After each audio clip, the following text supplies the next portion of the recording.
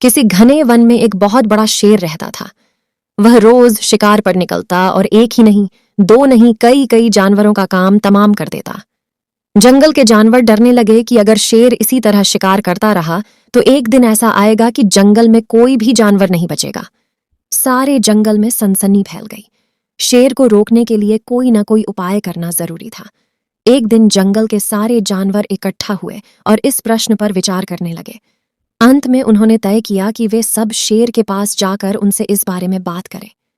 दूसरे दिन जानवरों का एक दल शेर के पास पहुंचा। उनको अपनी ओर आते देख शेर घबरा गया और उसने गरज कर पूछा, क्या बात है, तुम सब यहाँ क्यों आ रहे हो? जानवर दल के नेता ने कहा, महाराज, हम आपके पास निवेदन करने आए हैं।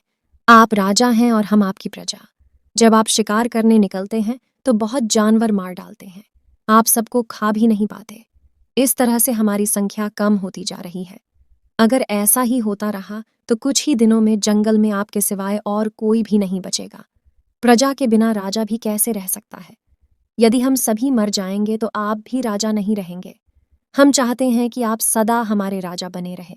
आपसे हमारी विनती है कि आप अपने घर पर ही रहा करें।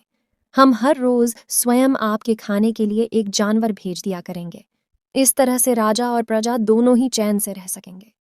शेर को लगा कि जानवरों की बात में सच्चाई है। उसने पल भर सोचा, फिर बोला, अच्छी बात है, मैं तुम्हारे सुझाव को मान लेता हूं। लेकिन याद रखना, अगर किसी भी दिन तुमने मेरे खाने के लिए पूरा भोजन नहीं भेजा तो मैं जितने जानवर चाहूंगा मार डालूंगा। जानवरों के पास तो और कोई चारा नहीं था, इसलिए उन्होंने शेर की शर्त मान ली और अपने अपने घर चले गए। उस दिन से हर रोज शेर के खाने के लिए एक जानवर भेजा जाने लगा। इसके लिए जंगल में रहने वाले सब जानवरों में से एक एक जानवर बारी बारी से चुना जाता था। कुछ दिन बाद खरगोशों की बारी भी आ गई। शेर के भोजन के लिए एक नन्हे से खरगोश को चुना गया। वह खरगोश जितना छोटा था उतना ही चतुर भी था। उसने सोचा, बेकार में शेर के हाथों मरना मूर्खता है। अपनी जान बचाने का कोई ना कोई उपाय अवश्य करना चाहिए और हो सके तो कोई ऐसी तरकीब ढूंढनी चाहिए जिससे सभी को इस मुसीबत से सदा के लिए छुटकारा मिल जाए। आखिर उसने एक तरकीब सोच ही निकाली। खरगोश धीरे धीरे आराम से शेर के घर की ओर चल पड़ा। जब वह शेर के पास पहुंचा तो बहुत देर हो चुकी थी। भूख के मारे शेर का बुरा हाल हो रहा था। जब उसने सिर्फ एक छोटे से खरगोश को अपनी ओर आते देखा तो गुस्से से बौखला उठा और गरज कर बोला, किसने तुम्हें भेजा है? एक तो पिद्दी जैसे हो, दूसरे इतनी देर से आ रहे हो। जिन बेवकूफ़ों ने तुम्हें भेजा है मैं उन सबको ठीक करूंगा। एक एक का काम तमाम न किया तो मेरा नाम भी शेर नहीं। नन्हे खरगोश ने आदर से जमीन तक झुककर कहा, महाराज, अगर आप कृपा करके मेरी बात सुन लें तो मुझे या और जानवरों को दोष नहीं देंगे। वे तो जानते थे कि एक छोटा सा खरगोश आपके भोजन के लिए पूरा नहीं पड़ेगा, इसलिए उन्होंने 6 खरगोश भेजे थे। लेकिन रास्ते में हमें एक और शेर मिल गया। उसने 5 खरगोशों को मारकर खा लिया। यह सुनते ही शेर दहाड़ कर बोला, क्या कहा? दूसरा शेर? कौन है वह? तुमने उसे कहाँ देखा? महाराज, वह तो बहुत ही बड़ा शेर है, खरगोश ने कहा। वह जमीन के अंदर बनी एक बड़ी गुफा में से निकला था। वह तो मुझे ही मारने जा रहा था, पर मैंने उससे कहा, सरकार, आपको पता नहीं कि आपने क्या अंधेर कर दिया है। हम सब अपने महाराज के भोजन के लिए जा रहे थे, लेकिन आपने उनका सारा खाना खा लिया है। हमारे महाराज ऐसी बातें सहन नहीं करेंगे। वे जरूर ही यहां आकर आपको मार डालेंगे। इस पर उसने पूछा, कौन है तुम्हारा राजा? मैंने जवाब दिया, हमारा राजा जंगल का सबसे बड़ा शेर है।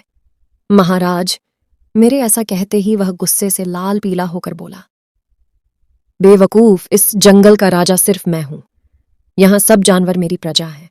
मैं उनके साथ जैसा चाहूं वैसा कर सकता हूं।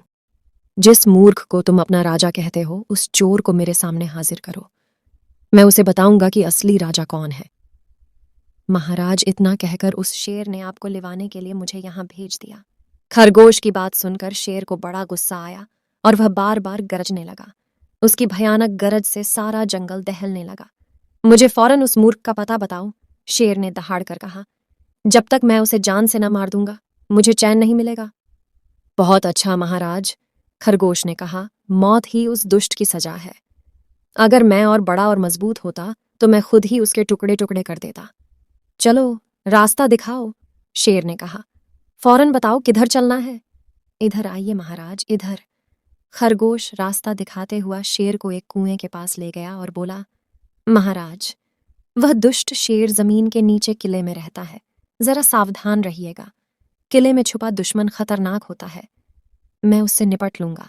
शेर ने कहा, तुम यह बताओ कि वह है कहाँ? पहले जब मैंने उसे देखा था तब तो वह यहीं बाहर खड़ा था।